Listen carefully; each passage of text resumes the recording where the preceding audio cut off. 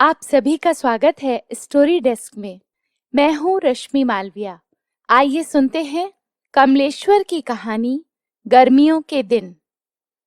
चुंगी दफ्तर खूब रंगा चुंगा है। उसके फाटक पर इंद्रधनुषी आकार के बोर्ड लगे हुए हैं। सैयद अली पेंटर ने बड़े सधे हाथ से उन बोर्डों को बनाया है। देखते देखते शहर में बहुत सी दुकानें हो गई हैं, जिन पर साइन बोर्ड लटक गए हैं। साइन बोर्ड लगाना यानी औकात का बढ़ाना।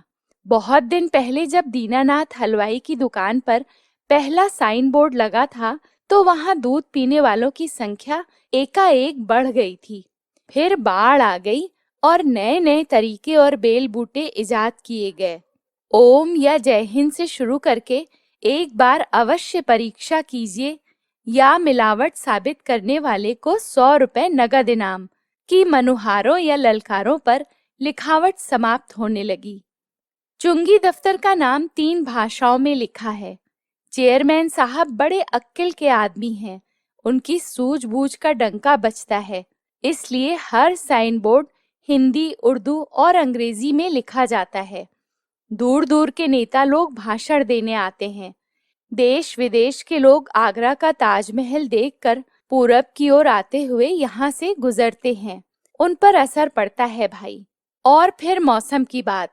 मेले तमाशे के दिनों में हलवाई, जुलाई अगस्त में किताब कागज वालों, सहालग में कपड़े वालों और खराब मौसम में वैद्य हकीमों के साइन बोर्डों पर नया रोगन चढ़ता है।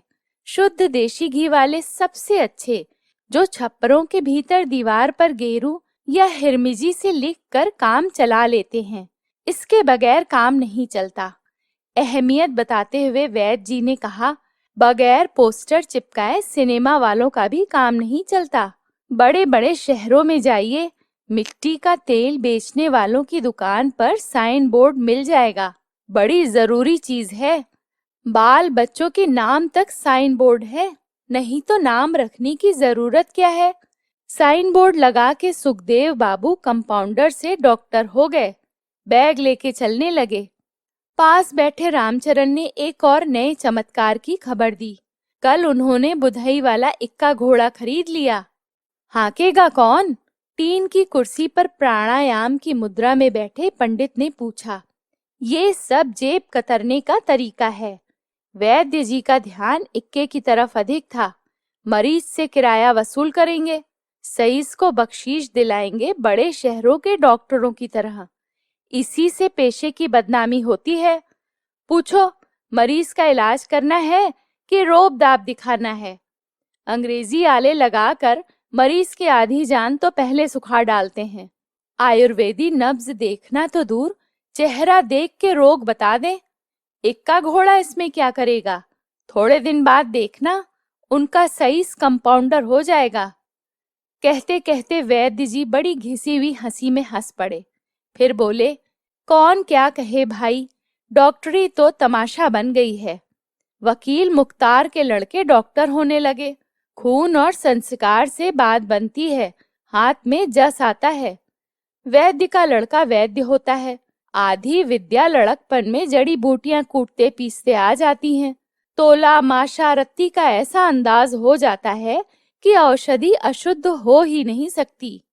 औषधि का चमत्कार उसके बनाने की विधि में है धन्वंतरी। वैद्य जी आगे कहने को जा ही रहे थे कि एक आदमी को दुकान की ओर आते देख चुप हो गए और बैठे हुए लोगों को और कुछ इस तरह देखने सुनने लगे कि वे गप्प लड़ाने वाले फालतू आदमी ना होकर उनके रोगी हों। आदमी के दुकान पर चढ़ते ही वैद्य जी ने भाप लिया। कुंठित होकर उन्होंने उसे देखा और उदासीन हो गए। लेकिन दुनिया दिखावा भी कुछ होता है। हो सकता है कल यही आदमी बीमार पड़ जाए या इसके घर में किसी को रोग घेर ले। इसलिए अपना व्यवहार और पेशे की गरिमा चौकस रहनी चाहिए। अपने को बटोरते हुए उन्होंने कहा, कहो भाई, राजी खुशी? उस आदमी ने जवाब देते हुए सिरे की तरह कनस्तरिया सामने रख दी। यह ठाकुर साहब ने रखवाई है, मंडी से लौटते हुए लेते जाएंगे 1-1:30 बजे के करीब। उस वक्त दुकान बंद रहेगी। वैद्य जी ने व्यर्थ के काम से ऊबते हुए कहा। हकीम वैद्यों की दुकानें दिन भर नहीं खुली रहती, व्यापारी थोड़े ही हैं भाई। पर फिर किसी अन्य दिन और अवसर की आशा ने जैसे जबरदस्ती कहलाया। खैर, उन्हें दिक्कत नहीं होगी, हम नहीं होंगे तो बगल वाली दुकान से उठा लें, मैं रखता जाऊंगा। आदमी के जाते ही वैद्य जी बोले, शराब बंदी से क्या होता है? जब से हुई तब से कच्ची शराब की भट्टियां घर घर चालू हो गईं। सीरा घी के भाव बिकने लगा। और इन डॉक्टरों को क्या कहिए, इनकी दुकानें हौली बन गई हैं। लाइसेंस मिलता है दवा की तरह इस्तेमाल करने का, पर खुलेआम जिंजर बिकता है, कहीं कुछ नहीं होता। हम भंग अफीम की एक पुड़िया चाहें तो तफसील देनी पड़ती है। जिम्मेदारी की बात है, पंडित जी ने कहा। अब जिम्मेदार वैद्य ही रह गए हैं। सबकी रजिस्ट्री हो चुकी भाई। ऐरे गैरे पच कल्याणी जितने घुस आए थे उनकी सफाई हो गई। अब जिनके पास रजिस्ट्री होगी वही वैद्य कर सकता है। चूरन वाले वैद्य बन बैठे थे, सब खत्म हो गए। लखनऊ में सरकारी जांच पड़ताल के बाद सही मिली है। वैद्य जी की बात में रस न लेते हुए पंडित जी उठ गए। वैद्य जी ने भीतर की तरफ कदम बढ़ाए और औषधालय का बोर्ड लिखते हुए चंदर से बोले, सफेदा गाढ़ा है बाबू, तारपीन मिला लो। और वे एक बोतल उठा लाए जिस पर अशोकारिष्ट का लेबल था। इसी तरह न जाने किन किन औषधियों की शरीर रूपी बोतलों में किस किस पदार्थ की आत्मा भरी है। सामने की अकेली अलमारी में बड़ी बड़ी बोतलें रखी हैं, जिन पर तरह तरह के अरिष्टों और आंसुओं के नाम चिपके हैं। सिर्फ पहली कतार में वे शीशियां खड़ी हैं, उनके पीछे जरूरत का और सामान। सामने की मेज पर सफेद शीशियों की एक पंक्ति है, जिसमें कुछ स्वादिष्ट चूरन, लवण भास्कर आदि हैं। बाकी में जो कुछ भरा है उसे केवल वैद्य जी जानते हैं। तारपीन का तेल मिलाकर चंदर आगे लिखने लगा, प्रो कविराज नित्यानंद तिवारी। ऊपर की पंक्ति श्री धन्वंतरी औषधालय। स्वयं वैद्य जी लिख चुके थे। सफेदे के वे अक्षर ऐसे लग रहे थे जैसे रुई के फाहे चिपका दिए हों। ऊपर जगह खाली देखकर वैद्य जी बोले, बाबू ऊपर जय हिंद लिख देना, और यह जो जगह बच रही है इसमें एक और द्राक्षासव की बोतल, दूसरी ओर खरल की तस्वीर। 8 हमारे मिडिल तक था, लेकिन यह तो हाथ सधने की बात है। चंदर कुछ ऊब रहा था, खामखा पकड़ गया। लिखावट अच्छी होने का यह पुरस्कार उसकी समझ में नहीं आ रहा था। बोला, किसी पेंटर से बनवाते, अच्छा खासा लिख देता। वो बात नहीं आएगी। अपना पसीना पोंछते हुए उसने कूची नीचे रख दी। 5 रुपए मांगता था बाबू, 2 लाइनों के 5 रुपए। अब अपनी मेहनत के साथ यह साइन बोर्ड 10-12 आने का पड़ा। ये रंग एक मरीज दे गया। बिजली कंपनी का पेंटर बदहजमी से परेशान था। 2 खुराकें बनाकर दे दी, पैसे नहीं लिए। सो वह 2-3 रंग और थोड़ी सी वार्निश दे गया। 2 बक्से रंग गए और यह बोर्ड बन गया। और एक आध कुर्सी रंग जाएगी। तुम बस इतना लिख दो, लाल रंग का शेड हम देते रहेंगे। हाशिया तिरंगा खिलेगा। वैद्य जी ने पूछा और स्वयं स्वीकृति भी दे दी। चंदर गर्मी से परेशान था। जैसे जैसे दोपहरी नजदीक आती जा रही थी, सड़क पर धूल और लू का जोर बढ़ता जा रहा था। मुलाहिजे में चंदन मना नहीं कर पाया। पंखे से अपनी पीठ खुजलाते हुए वैद्य जी ने उजरत के काम वाले पटवारियों के बड़े बड़े रजिस्टर निकाल कर फैलाने शुरू किए। सूरज की तपिश से बचने के लिए दुकान का एक किवाड़ भेड़ कर वैद्य जी खाली रजिस्टरों पर खसरा खतौनियों से नकल करने लगे। चंदर ने अपना पिंड छुड़ाने के लिए पूछा, ये सब क्या है वैद्य जी? वैद्य जी का चेहरा उतर गया। बोले, खाली बैठने से अच्छा है कुछ काम किया जाए। नए लेखपालों को काम धाम आता नहीं। रोज कानूनगो या नायब साहब से झाड़े पड़ती हैं। झक मार के उन लोगों को यह काम उजरत का कराना पड़ता है। अब पुराने घाक पटवारी कहाँ रहे, जिनके पेट में गंवई कानून बसता था। रोटियां छिन गई बेचारों की। लेकिन सही पूछो तो अब भी सारा काम पुराने पटवारी ही ढो रहे हैं। नए लेखपालों की तनख्वाह का सारा रुपया इसी उजरत में निकल जाता है। पेट उनका भी है, तिया पाचा करके किसानों से निकाल लाते हैं। लाए ना तो खाएं क्या। 2-3 लेखपाल अपने हैं, उन्हीं से कभी कभार हल्का भारी काम मिल जाता है। नकल का काम रजिस्टर भरने हैं। बाहर सड़क वीरान होती जा रही थी। दफ्तर के बाबू लोग जा चुके थे। सामने चुंगी में खस की टट्टियों पर छिड़काव शुरू हो गया। दूर हरहराते पीपल का शोर लू के साथ आ रहा था। तभी एक आदमी ने किवाड़ से भीतर झांका। वैद्य जी की बात शायद जो क्षण दो क्षण बाद दर्द से बोझिल हो जाती होती गई। उनकी निगाह ने आदमी पहचाना और वे सतर्क हो गए। फौरन बोले, एक बोर्ड आगरा से बनवाया है, जब तक नहीं आता इसी से काम चलेगा। फुर्सत कहाँ मिलती है जो इन सब में सर खपाएं। और एकदम व्यस्त होते हुए उन्होंने उस आदमी से प्रश्न किया, कहो भाई, क्या बात है? डाकदरी सर्टिफिकेट चाहिए। कोस्मा स्टेशन पर खलासी हैंगे साहब। रेलवे की नीली वर्दी पहने वह खलासी बोला। उसकी जरूरत का पूरा अंदाज करते हुए वैद्य जी बोले, हाँ, किस तारीख से कब तक का चाहिए? 15 दिन पहले आए थे साहब, 7 दिन को और चाहिए। कुछ हिसाब जोड़कर वैद्य जी बोले, देखो भाई, सर्टिफिकेट पक्का करके देंगे, सरकार का रजिस्टर नंबर देंगे, रुपया 4 लगेंगे। वैद्य जी ने जैसे खुद 4 रुपए पर उसके भड़क जाने का एहसास करते हुए कहा, अगर पिछला ना लो तो 2 रुपए में काम चल जाएगा।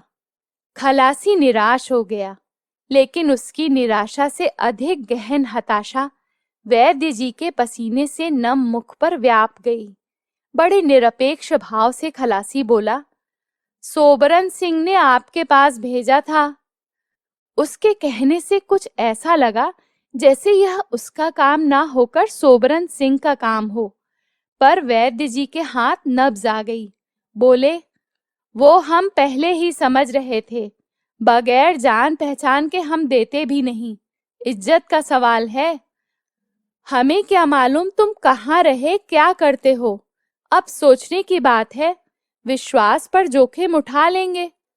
15 दिन पहले से तुम्हारा नाम रजिस्टर में चढ़ाएंगे, रोग लिखेंगे, हर तारीख पर नाम चढ़ाएंगे, तब कहीं काम बनेगा। ऐसे घर की खेती नहीं है। कहते कहते उन्होंने चंदर की ओर मदद के लिए ताका। चंदर ने साथ दिया। अब इन्हें क्या पता कि तुम बीमार रहे कि डाका डालते रहे। सरकारी मामला है। 5 से कम में दुनिया छोड़कर डॉक्टर नहीं दे सकता। कहते कहते वैद्य जी ने सामने रखा लेखपाल वाला रजिस्टर खिसकाते हुए जोश में कहा, अरे दम मारने की फुर्सत नहीं है। ये देखो, देखते हो नाम?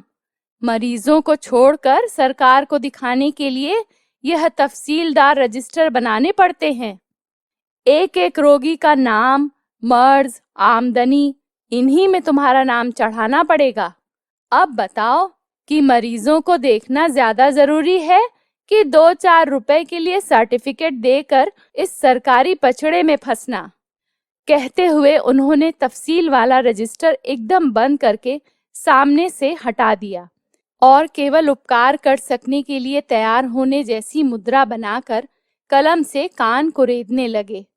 रेलवे का खलासी 1 मिनट तक बैठा कुछ सोचता रहा और वैद्य जी को सर झुकाए अपने काम में मशगूल देख दुकान से नीचे उतर गया। एकदम वैद्य जी ने अपनी गलती महसूस की। लगा कि उन्होंने बात गलत जगह तोड़ दी और ऐसी तोड़ी कि टूट गई। और कुछ एकाएक समझ में ना आया तो उसे पुकार कर बोले, अरे सुनो, ठाकुर सोबरन सिंह से हमारी जयराम जी की कह देना, उनके बाल बच्चे तो राजी खुशी हैं। सब ठीक ठाक है, रुक कर खलासी ने कहा। उसे सुनाते हुए वैद्य जी चंदर से बोले, 10 गांव शहर छोड़ के ठाकुर सोबरन सिंह इलाज के लिए यहीं आते हैं। भाई उनके लिए हम भी हमेशा हाजिर रहें। चंदर ने बोर्ड पर आखिरी अक्षर समाप्त करते हुए पूछा, चला गया? लौट फिर के आएगा? वैद्य जी ने जैसे अपने को समझाया, पर उसके वापस आने की अनिवार्यता पर विश्वास करते हुए बोले, गवई गांव के वैद्य और वकील एक ही होते हैं। सोबरन सिंह ने अगर हमारा नाम उसे बताया है तो जरूर वापस आएगा। गांव वालों की मुर्री जरा मुश्किल से खुलती है। कहीं बैठ के सोचे समझेगा तब आएगा, और कहीं से ले लिया तो? चंदर ने कहा तो वैद्य जी ने बात काट दी। नहीं नहीं बाबू, कहते हुए उन्होंने बोर्ड की ओर देखा और प्रशंसा से भरकर बोले, वाह भाई चंदर बाबू, साइन बोर्ड जज गया, काम चलेगा। ये 5 रुपए पेंटर को देकर मरीजों से वसूल करना पड़ता। इक्का घोड़ा और ये खर्चा। बात एक है, चाहे नाक सामने से पकड़ लो चाहे घुमाकर। सैयद अली के हाथ का लिखा बोर्ड रोगियों को चंगा तो नहीं कर देता। अपनी अपनी समझ की बात है। कहते हुए वे धीरे से हंस पड़े। पता नहीं वे अपनी बात समझकर अपने पर ही हंसे थे या दूसरों पर। तभी एक आदमी ने प्रवेश किया। सहसा लगा कि खलासी आ गया, पर वह पांडु रोगी था। देखते ही वैद्य जी के मुख पर संतोष चमक आया। वे भीतर गए। एक तावीज लाते हुए बोले, अब इसका असर देखो, 20-25 रोज में इसका चमत्कार दिखाई पड़ेगा। पांडु रोगी की बाह में तावीज बांधकर और उसके कुछ आने पैसे जेब में डालकर वे गंभीर होकर बैठ गए। रोगी चला गया तो फिर बोले, यह विद्या भी हमारे पिताजी के पास थी। उनकी लिखी पुस्तकें पढ़ी हैं।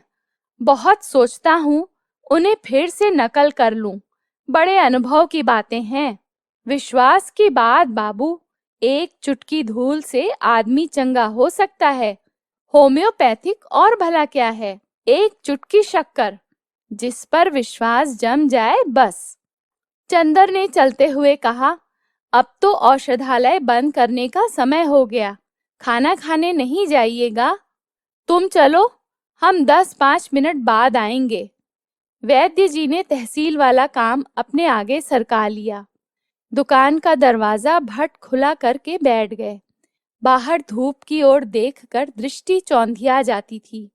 बगल वाले दुकानदार बच्चन लाल ने दुकान बंद करके घर जाते हुए वैद्य जी की दुकान खुली देखकर पूछा, आप खाना खाने नहीं गए? हाँ, ऐसे ही, एक जरूरी काम है, अभी थोड़ी देर में चले जाएंगे, वैद्य जी ने कहा और जमीन पर चटाई बिछाई। कागज रजिस्टर मेज से उठाकर नीचे फैला लिए। लेकिन गर्मी तो गर्मी, पसीना थमता ही ना था। रह रह कर पंखा झलते, फिर नकल करने लगते। कुछ देर मन मार कर काम किया, फिर हिम्मत छूट गई। उठकर पुरानी धूल पड़ी शीशियां झाड़ने लगे। उन्हें लाइन से लगाया, लेकिन गर्मी की दोपहर, समय स्थिर लगता था। एक बार उन्होंने किवाड़ों के बीच से मुंह निकालकर सड़क की ओर निहारा। एकाध लोग नजर आए। उन आते जाते लोगों की उपस्थिति से बड़ा सहारा मिल गया। भीतर आए, बोर्ड का तार सीधा किया और उसे दुकान के सामने लटका दिया। धन्वंतरी औषधालय का बोर्ड दुकान की गर्दन में तावीज की तरह लटक गया। कुछ समय और बीता। आखिर उन्होंने हिम्मत की। एक लोटा पानी पिया और जांघों तक धोती सरकाकर मुस्तैदी से काम में जुट गए। बाहर कुछ आहट हुई। चिंता से उन्होंने देखा, आज आराम करने नहीं गए वैद्य जी? घर जाते हुए जान पहचान के दुकानदार ने पूछा। बस जाने की सोच रहा हूँ, कुछ काम पसर गया था, सोचा करता चलूं, कहकर वैद्य जी दीवार से पीठ टिकाकर बैठ गए। कुर्ता उतार कर एक ओर रख दिया। इकहरी छत की दुकान आज सी तप रही थी। वैद्य जी की आंखें बुरी तरह नींद से बोझिल हो रही थीं। एक झपकी आ गई। कुछ समय जरूर बीत गया था। नहीं रहा गया तो रजिस्टरों का तकिया बनाकर उन्होंने पीठ सीधी की, पर नींद आती और चली जाती। न जाने क्या हो गया था। सहसा एक आहट ने उन्हें चौंका दिया। आंखें खोलते हुए वे उठकर बैठ गए। बच्चन लाल दोपहर बिताकर वापस आ गया था। अरे, आज आप अभी तक गए ही नहीं, उसने कहा। वैद्य जी जोर जोर से पंखा झलने लगे। बच्चन लाल ने दुकान से उतरते हुए पूछा, किसी का इंतजार है क्या? हाँ, एक मरीज आने को कह गया था, पर अभी तक आया। वैद्य जी ने बच्चन लाल को जाते देखा तो बात बीच में तोड़कर चुप हो गए और अपना पसीना पोंछने लगे। अभी आप सुन रहे थे कमलेश्वर जी की कहानी गर्मियों के दिन। आशा करती हूँ कि आपको कमलेश्वर जी की यह कहानी पसंद आई होगी। इसी प्रकार की अन्य कहानियाँ सुनने के लिए चैनल को लाइक और सब्सक्राइब करें और हाँ, बेल आइकन को दबाना ना भूलें, जिससे मेरी आने वाली सभी कहानियों के नोटिफिकेशंस आप तक सबसे पहले पहुंचे। स्टोरी डेस्क में यूं ही अपना सुंदर साथ बनाए रखें। धन्यवाद। आपका दिन शुभ हो।